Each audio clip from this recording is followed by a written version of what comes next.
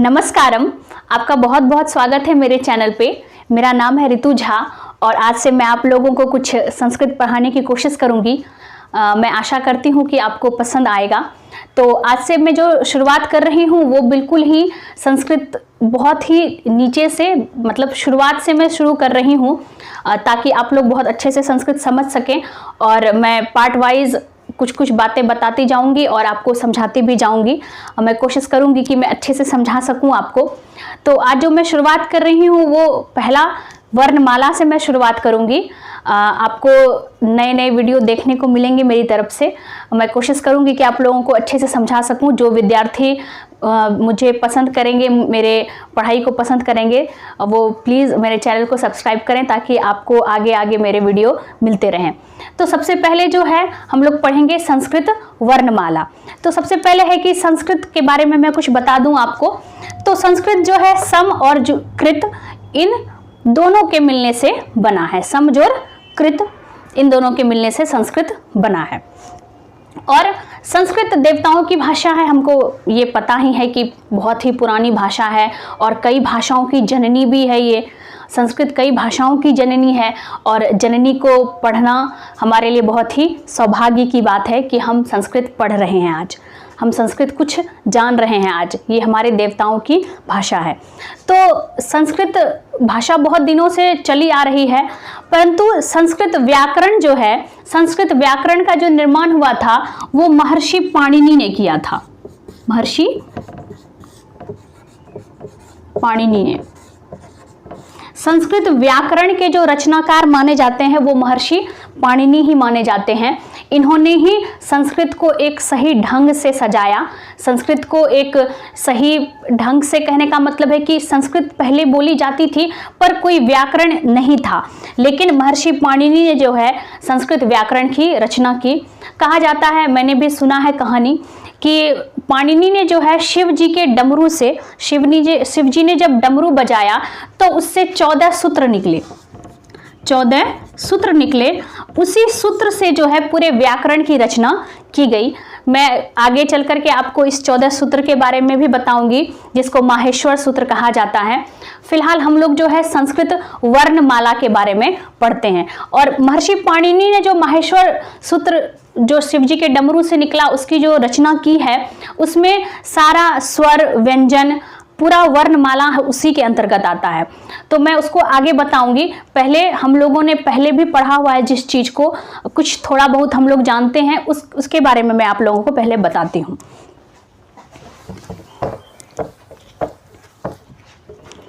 तो संस्कृत वर्णमाला, पहले है कि वर्णमाला है क्या। तो वर्ण जो है, वर्ण वो मूल ध्वनि है, वो छोटी सी ध्वनि मतलब वॉइस हमारा। तो वो छोटी सी ध्वनि है जो कि हम बोलते हैं। वर्ण सबसे छोटी ध्वनि, यानी हम कुछ अगर बोलते हैं तो हम सबसे छोटा क्या बोलते हैं। हम कोई भी शब्द बोलते हैं, कोई शब्द बोले, कोई सेंटेंस बोले, कोई वाक्य बोले, कहने का मतलब, तो उसमें से सबसे छोटा क्या बोलते हैं। सबसे छोटा बचपन में जब शुरुआत होती है हमारे पढ़ाई की, तो हम लोगों को पहले अ आ ह्रस्व ई दीर्घ ये सिखाया जाता है। तो ये अ जो है, आ क ख, ये सब जो है क्या है, वर्ण है। ये सब बहुत ही छोटे छोटे हमारी भाषा है, यानी कि हम जो शुरुआत करते हैं सीखने का तो यहीं से शुरुआत करते हैं। तो वर्णमाला, वर्ण का माला, वर्ण का माला, यानी वर्णों का जो माला होता है वही होता है वर्णमाला। माला मतलब हार, माला मतलब हार हम जो पहनते हैं। वो जो हार है वो क्या होता है ना कि गुथा हुआ रहता है। तो वो गुथा हुआ रहता है, सब एक दूसरे से जुड़े हुए रहते हैं और एक सलीके में जुटा हुआ रहता है कि अगर यहाँ पे इस तरह का मोती है तो उसके बाद भी इसी तरह का मोती होगा। मतलब एक सही तरीके से वो गुथा हुआ हार रहता है। तो उसी तरह से जो है वर्णमाला, यानी वर्ण जो है वो सही तरीके से गुथे हुए रहते हैं, उसी को कहते हैं हम वर्णमाला। कहने का मतलब ये हुआ कि जैसे यहाँ है अ, आ, ह्रस्व ई दीर्घ ई, ह्रस्व उ दीर्घ उ, ये सब एक तरह से गुथे हुए हैं। मतलब अ के बाद हम आ ही लिखेंगे, है ना। अ के बाद हम दीर्घ ई नहीं लिख सकते हैं, अ के बाद हम री नहीं लिख सकते हैं। क्यों नहीं लिख सकते हैं? क्योंकि वर्ण का माला यही कहता है कि वर्ण जो है एक व्यवस्थित ढंग से सजाया गया, व्यवस्थित ढंग से जो सजाया गया उसी को कहते हैं वर्णमाला। ऐसे वर्णमाला की जो परिभाषा होती है वो ये होती है कि वर्णों के क्रमबद्ध समूह को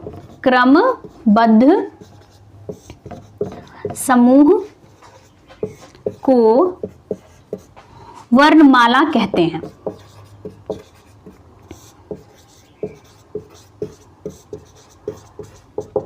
वर्णों के क्रमबद्ध समूह को, क्रमबद्ध क्या हुआ? क्रमबद्ध मतलब एक क्रम में चलना, इस तरह से चल रहा है तो चल ही रहा है, ठीक है। ऐसा नहीं कि ऐसे चल के इस तरह आ जाएगा फिर उस तरह चला जाएगा, नहीं, एक क्रम में चलना। तो वर्णों का एक क्रम में चलना, और एक क्रम में चला हुआ क्या? समूह, मतलब सब जगह जो इकट्ठा हो जाता है। जैसे ये क्या है ना, एक समूह है, हम इसके बाद क ख पढ़ते हैं, क ख ग घ अंग, है ना। तो इस तरह से हम पूरा अक्षर ज्ञ तक पढ़ते हैं। तो वो क्या है? अ आ का एक समूह है, और मतलब वर्णमाला का क्या है? वो समूह हुआ। तो वर्णों के क्रमबद्ध समूह को क्या कहते हैं? वर्णमाला कहते हैं। वर्णों को सही ढंग से सजाना, सजा करके लिखना, क के बाद ख ही लिखना, ऐसा नहीं कि क के बाद हम छ लिख देंगे, क के बाद हम च लिख देंगे, ऐसा नहीं हो सकता कभी भी। तो वर्णों को एक क्रम में सजाना, सही ढंग से सजाना ही वर्णमाला कहलाता है। ये हो गया वर्णमाला की बात। अब मैं आपको थोड़ा वर्ण के बारे में बताती हूँ। तो वर्णों को सही ढंग से लिखना वर्णमाला कहलाता है। वर्ण, तो वर्ण और वर्णमाला एक ही चीज हुए, मतलब वर्ण यहां भी देखने को मिल रहा है, यहां भी देखने को मिल रहा है, तो कुछ ना कुछ तो संबंध होगा ही दोनों में।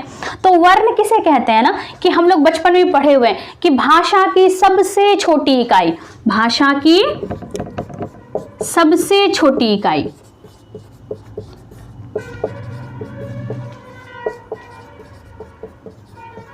भाषा की सबसे छोटी इकाई को हम वर्ण कहते हैं। ये भाषा की सबसे छोटी इकाई मतलब हम जो बोलते हैं, हमारी जो भाषा है उसमें से जो सबसे छोटा होगा वही क्या कहलाएगा? वर्ण कहलाएगा, ठीक है। तो और अभी जो हम लोग पढ़ेंगे थोड़ा सा इसको डिटेल में थोड़ा सा बड़ा करके पढ़ेंगे कि भाषा की सबसे छोटी इकाई जिसका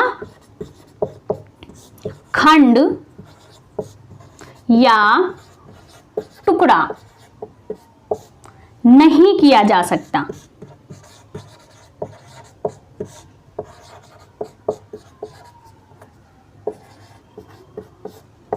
भाषा की सबसे छोटी इकाई जिसका खंड या टुकड़ा नहीं किया जा सकता उसे ही हम वर्ण कहते हैं। अब इसको समझते हैं थोड़ा कि भाषा की सबसे छोटी इकाई तो हम समझ गए कि जो सबसे छोटा हम बोलते हैं ना, सबसे छोटा अ बोलते हैं, आ बोलते हैं, क बोलते हैं, ख बोलते हैं।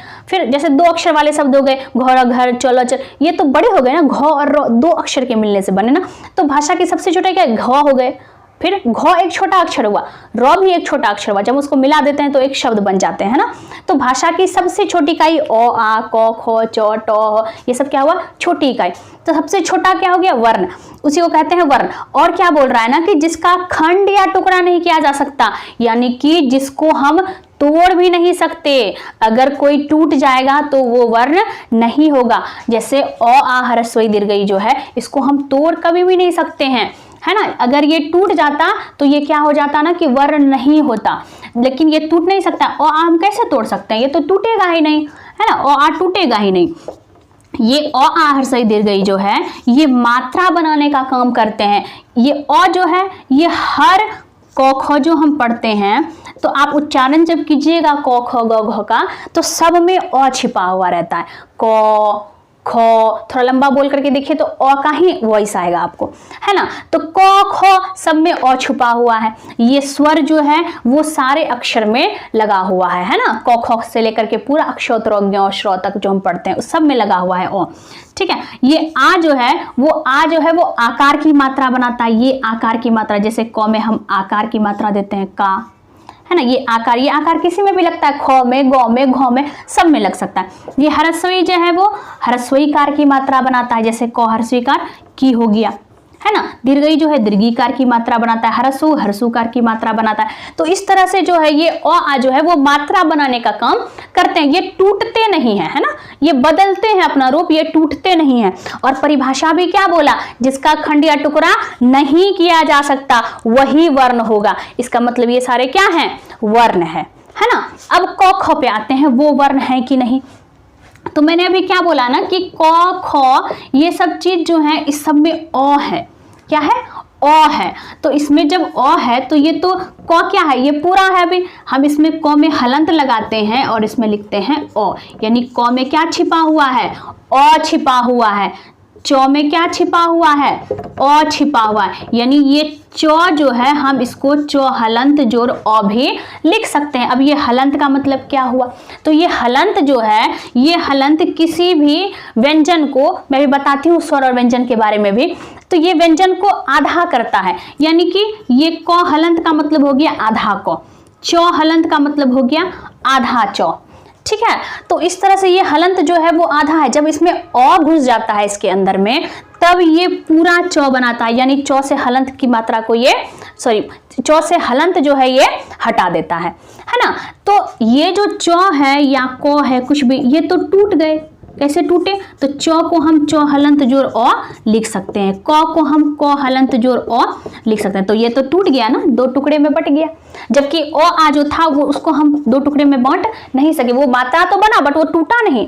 तो ये सारा क्या था, वर्ण था। तो उसी तरह से जो है ये चौ छो तो टूट गया। इसका मतलब क्या हुआ कि चौ हलंत वर्ण है, क हलंत वर्ण है, ट हलंत वर्ण है। इसीलिए जब हम स्वर और व्यंजन को पढ़ते हैं तो व्यंजन जब भी लिखा जाता है उसमें क हलंत, ख हलंत, ग हलंत, घ हलंत, अंगो हलंत, इस तरह से चौ हलंत, छ हलंत, जो इस तरह से लिखा जाता है। सब में हलंत, आपने व्यंजन कभी पढ़ा होगा, संस्कृत के बुक में आपको देखने को मिला होगा कि सब में हलंत लगा हुआ आपको मिलेगा। इसलिए इसलिए इसमें हलंत लगा हुआ रहता है, क्योंकि परिभाषा ही कहता है कि जिसका खंड या टुकड़ा नहीं किया जा सकता। अगर क पूरा लिख देता तो ये तो टूट जाता है, तब तो ये वर्ण नहीं कहलाएगा, है ना। जबकि कोई अलग अलग चीज नहीं है, दोनों क भी एक व्यंजन है, क भी एक वर्ण है, लेकिन इसको अक्षर कहना ज्यादा अच्छा रहेगा। वर्ण और अक्षर कोई अंतर नहीं है दोनों में, कुछ थोड़े से, अब शब्द अगर अलग है तो हो सकता है कुछ ना कुछ तो डिफरेंस होगा। तो वर्ण क्यों कहा, अक्षर क्यों कहा, दोनों एक जैसे भी तो हो सकते थे, दो शब्द ही नहीं बनाना चाहिए था, है ना। लेकिन दो शब्द बना, वर्ण और अक्षर दो शब्द बना। जबकि हम जब पढ़ते हैं बचपन में तो अक्षर लिखने के लिए सीखते हैं, है ना। तो अ आ एक अक्षर भी है और एक वर्ण भी है। लेकिन क ख में क्या है कि हम क को भी अक्षर बोल सकते हैं या वर्ण बोल सकते हैं, दोनों में से कुछ भी बोलेंगे तो वो गलत नहीं होगा। लेकिन यहाँ जब हम परिभाषा देखते हैं तो परिभाषा ही कहता है कि जिसका खंड या टुकड़ा नहीं किया जा सकता वही वर्ण होगा। अगर हम क को वर्ण बना देते हैं तो क को तो तोड़ सकते हैं, क हलन जोड़ो, तो कैसे वो वर्ण होगा, तब तो परिभाषा झूठा हो जाएगा ना। तो परिभाषा सत्य है ये बताने के लिए क में हलंत लगाया जाता है, ख में हलंत लगाया जाता है, ग में हलंत लगाया जाता है। तो वर्ण और अक्षर में यही अंतर है। और बहुत जगह पे आपको वर्ण और अक्षर एक ही देखने को मिलेगा कि दोनों को एक ही को कहते हैं, दोनों एक दूसरे के पूरक है, दोनों एक ही चीज हुए, बिल्कुल एक ही चीज हुए। लेकिन इस जगह जब परिभाषा देखते हैं हम तो ये थोड़ा सा डिफरेंस उसमें ला देता है, ठीक है। तो क ख ग अक्षर है और जब इसमें हलंत लगा देते हैं तो वो क्या हो जाता है, वर्ण हो जाता है, क्योंकि वर्ण ही कहता है कि हम उसको तोड़ नहीं सकते हैं, ठीक है। तो ये वर्ण की परिभाषा क्या हुई कि भाषा की सबसे छोटी इकाई जिसका खंड या टुकड़ा नहीं किया जा सकता उसे वर्ण कहते हैं, ठीक है। तो ये वर्ण किसको ये सब चीज जो मैंने लिखा है, और क ख भी लिख सकते हैं, क हलंत, ख हलंत, सब में हलंत लगाना बहुत जरूरी है। लेकिन ठीक है, संस्कृत में जब भी हम पढ़ते हैं तो हलंत लगाना बहुत ही जरूरी होता है, ठीक है। तो इस तरह से जो है ये वर्ण के बारे में मैंने आपको बताया।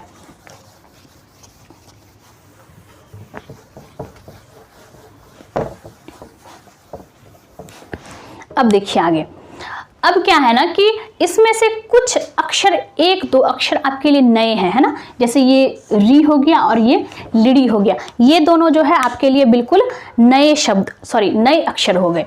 ये री और लिड़ी, इसको पढ़ते हैं रिड़ी और इसको पढ़ते हैं लिड़ी, ठीक है। ये दो अक्षर संस्कृत में यही दो अक्षर हैं। आप देखेंगे औ के बाद मैंने अंग और अह नहीं लिखा है, ठीक है, इसको कुछ और ही कहा जाता है, मैं इसके बारे में बताऊंगी आपको। तो ये रीरी और लिरी जो है ये हिंदी में तो नहीं देखने को मिलते हैं, बट संस्कृत में ये देखने को मिलते हैं। ठीक है, वैसे बहुत शब्द नहीं है इस अक्षर से, शब्द तो है ही बट बहुत शब्द नहीं देखने को मिलते हैं। ठीक है, ये दो है। अब वर्ण जो है, वर्ण को दो भागों में बांटा गया, एक स्वर वर्ण में बांटा गया, एक स्वर वर्ण और दूसरा व्यंजन वर्ण। व्यंजन वर्ण, स्वर वर्ण और व्यंजन वर्ण। स्वर वर्ण क्या है और व्यंजन वर्ण क्या है? तो स्वर वर्ण जो है वो क्या कहता है कि स्वर वर्ण उस मूल ध्वनि को कहते हैं, स्वर वर्ण उस मूल ध्वनि को कहते हैं जिसको बोलने में किसी भी दूसरे वर्ण की सहायता नहीं ली जाती।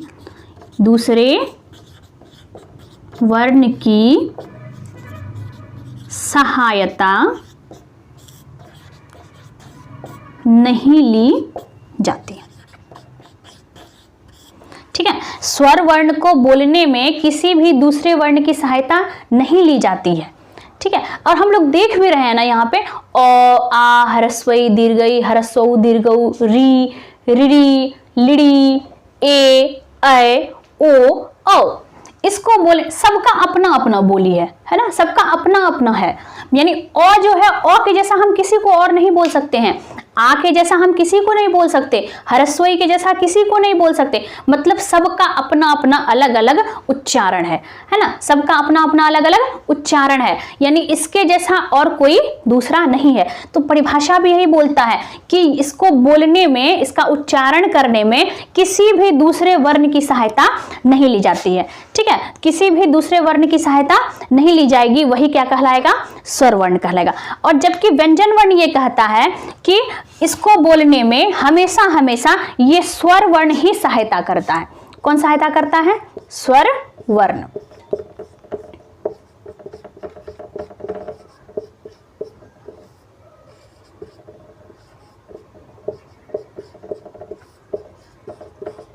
यानी व्यंजन वर्ण जो है उसको बोलने में हमेशा स्वर वर्ण सहायता करता है। इसके पहले मैंने आपको तोड़ करके बताया ना, क ख च छ कुछ भी को, तो क जब हम बोलते हैं तो क को कभी हम अ के बिना बोल सकते हैं क्या? कभी नहीं, बोल ही नहीं सकते हैं, संभव ही नहीं। आप बोल करके देखिए, क च ट, तो जब हम बोलेंगे ट आ रहा है ना, लास्ट में वॉइस आ रहा है ना अ का, तो व्यंजन वर्ण को बोलने में हमेशा हमेशा स्वर वर्ण की ही सहायता ली जाती है। स्वर वर्ण के बिना व्यंजन वर्ण को हम बोल ही नहीं सकते हैं, है ना। और मैंने जो ये बताया कि ये मात्रा बनने का काम करता है, तो ये मात्रा जब बनेंगे तो ये खुद ब खुद में तो मात्रा लगेंगे नहीं। मतलब कहने का मेरा ये है कि जैसे मानिए दीर्घई है, तो दीर्घई जो है, दीर्घई में तो दीर्घई का मात्रा हम लगा नहीं सकते हैं, है ना। तो आखिर ये जो मात्रा बनेगा कहाँ बनेगा? तो ये व्यंजन वर्ण में ही मात्रा बनने का काम करता है। जैसे क, मानिए कि क में आकार, आ का मात्रा हम लगाते हैं तो क में आ हो जाता है। ह्रस्वई का मात्रा लगाते हैं तो हर्षिकार हो जाता है, क हर्षिकार। तो व्यंजन वर्ण को तो स्वर वर्ण ही मदद कर रहा है ना। क को पूरा करने में कौन मदद किया? ह्रस्वई मदद किया, तब तो ये क में हर्षिकार की हुआ। और ऐसे भी देखिए, हम कितना जो भी शब्द लिखते हैं, तो कोई भी शब्द अगर हम लिखते हैं तो हम ऐसा नहीं लिखते, जैसे मानिए हम एक शब्द लिख रहे हैं किसान, ठीक है, एक किसान जो हम शब्द लिखे तो इस शब्द में तो सिर्फ क में हर्षिकार, सिर्फ क, स और न, क्या ये तीनों अगर यहाँ पे रहता क, स और न, क्या ये एक शब्द बनाता? क्या ये व्यंजन एक शब्द बनाता? नहीं, कभी नहीं बनाता। बहुत सारे शब्द ऐसे होते हैं जिसमें कोई चीज आधा दिखता है हमको, है ना, तो आधा, क आधा, च आधा दिखता है, बट कोई ऐसा शब्द है, दुनिया का कोई ऐसा शब्द है जो सिर्फ और सिर्फ आधा आधा अक्षर से बन जाए, आधे आधे अक्षरों से बन जाए? कभी नहीं हो सकता। अगर उसमें आधे अक्षर हैं तो उसमें पूरे अक्षर भी होंगे, है ना, पूरे अक्षर भी उसमें होना ही होना है। जैसे ये किसान कैसे बना? ये किसान, क में हर्षिकार की मात्रा लगी, है ना, तो क तो यहाँ आधा रह गया, अब ये हर्षिकार की मात्रा इसमें आई, ये दोनों मिला तब तो ये बना, है ना। ये व्यंजन में क्या मिला? स्वर मिला। तो व्यंजन, ये जो व्यंजन है, व्यंजन को तो स्वर हमेशा मदद करता है शब्द बनाने में, है ना। क में हर्षिकार की है तो क हलंत जोर ह्रस्वई, फिर स में आकार की मात्रा है तो स हलंत जोर आ, फिर 9 में कोई मात्रा नहीं है तो इसमें क्या है, अ है इसमें, क्योंकि 9 जब बोलते हैं तो इसमें अ का उच्चारण होता है। यानी इतने सारे वर्णों के मिलने से तब एक शब्द का निर्माण हुआ, है ना। क हलन जोर ह्रस्वई की बना, सौ हलन जोर आ सा बना, 9 हलन जोर अ 9 बना, है ना। यानी इतने सारे व्यंजन और स्वर आपस में मिले तब एक शब्द का निर्माण हुआ। तो ये जो व्यंजन वर्ण है उसको हमेशा कौन मदद करता है, स्वर वर्ण। हर हालत में ये स्वर वर्ण जो है व्यंजन वर्ण की सहायता करता है ना। इसके स्वर वर्ण के बिना व्यंजन वर्ण कुछ है ही नहीं। कितना आधा आधा अपना रूप लेकर के चलेगा, है ना। अपने आधे आधे रूप को लेकर के अगर चलेगा तो ये कितने शब्द बनाएगा, बना ही नहीं सकता सब। इसलिए इसको स्वर वर्ण हमेशा मदद करता है, इसका स्वभाव ही है मदद करना। किसका, व्यंजन वर्ण का। हमेशा स्वर वर्ण किसकी सहायता करता है, व्यंजन वर्ण की सहायता करता है। इसलिए परिभाषा भी यही है कि जिस मूल ध्वनि के उच्चारण में व्यंजन वर्ण, जिस मूल ध्वनि के उच्चारण में स्वर वर्ण व्यंजन वर्ण की सहायता करता है ना। यानी स्वर वर्ण हमेशा सहायता करता है किसका, व्यंजन वर्ण का। ठीक है, मैं आप लोगों को परिभाषा भी लिखा दूंगी, आप लोग लिख लीजिएगा। तो वर्ण का परिभाषा मैंने पहले भी लिखा दिया कि जिस मूल ध्वनि के उच्चारण में, यानी भाषा की सबसे छोटी इकाई, या फिर आप बोल सकते हैं जिस मूल ध्वनि मतलब छोटा ध्वनि, है ना। तो जिस भाषा की वह सबसे छोटी इकाई या वो मूल ध्वनि, ठीक है, भाषा की वो सबसे छोटी इकाई जिसका खंड या टुकड़ा नहीं किया जा सकता, उसे ही क्या कहते हैं, वर्ण कहते हैं। ठीक है, और स्वर वर्ण क्या हुआ कि जिस मूल ध्वनि के उच्चारण में किसी भी दूसरे वर्ण की सहायता नहीं ली जाती उसको स्वर वर्ण कहते हैं। सेम वही कि जिस मूल ध्वनि के उच्चारण में हमेशा स्वर वर्ण की सहायता ली जाती है उसको व्यंजन वर्ण कहते हैं। तो मेरे ख्याल से आप स्वर और व्यंजन समझ गए होंगे कि स्वर वर्ण क्या है और व्यंजन वर्ण क्या है। तो व्यंजन वर्ण के अंतर्गत ये सब चीज आते हैं, क, ख, ग, घ, अंग। एकदम इसमें हलंत लगाना बहुत ही जरूरी है ना। ये हलंत लगाना बहुत ही इसमें जरूरी है, बहुत जरूरी है। संस्कृत में आप कोई भी बुक संस्कृत का अगर देखेंगे तो उसमें आपको हलंत लगा हुआ ही दिखेगा। यही व्यंजन वर्ण की पहचान है कि उसमें हलंत लगा हुआ है। स्वर वर्ण में कभी भी हलंत नहीं लगता और व्यंजन वर्ण में हमेशा हमेशा हलंत ही लगता है। अब कुछ पूछते हैं कि स्वर वर्ण की संख्या कितनी होती है, व्यंजन वर्ण की संख्या कितनी होती है ना। व्यंजन हम दो तरीके से लिख सकते हैं, मैं आपको बताती हूँ। एक इस तरह से लिख सकते हैं व्यंजन, और एक इस तरह से भी व्यंजन हम लिख सकते हैं, दो तरीके से। लेकिन हम लोग संस्कृत के स्टूडेंट है ना, तो संस्कृत के स्टूडेंट हमेशा तोड़ तोड़ करके लिखते हैं किसी चीज़ को। ठीक है, स्वर वर्ण की जो संख्या होती है वो होती है 13। ठीक है, 1 2 3 4 5 6 7 8 9 10 11 12 13 अंग और ह को इसके अंतर्गत नहीं रखा गया है, मैं उसको बताऊंगी। और व्यंजन जो होते हैं उसकी संख्या 33 होती है। अभी हम लोग गिनती करते हैं। देखिए, पहला तो क वर्ग हो गया, क वर्ग, फिर च वर्ग, फिर ट वर्ग,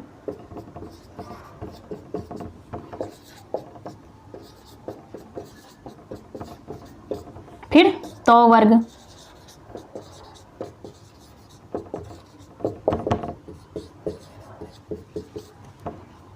फिर प वर्ग।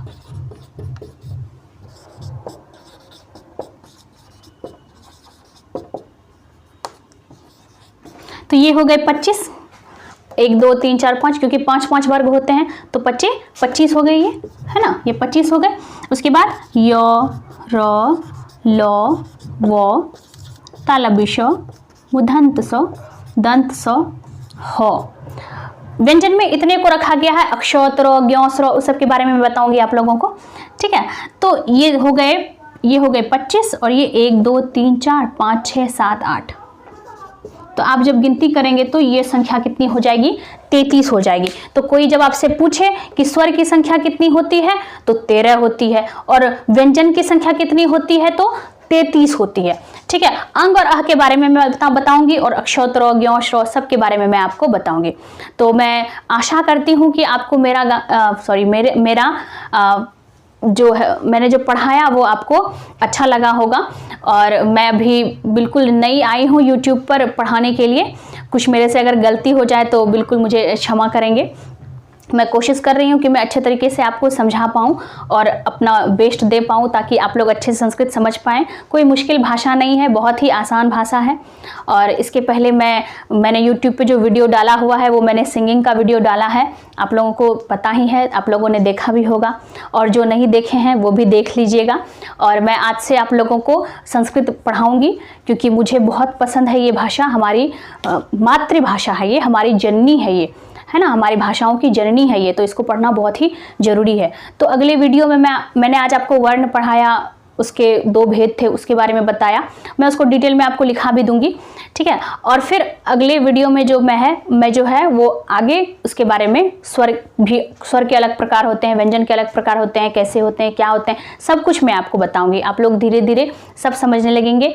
तो प्लीज़ मेरे चैनल को सब्सक्राइब कीजिएगा ताकि आगे का वीडियो भी आपको मिलता रहे और आप लोग अच्छे तरीके से संस्कृत सीखें और अच्छे से पढ़ें। बहुत बहुत धन्यवाद।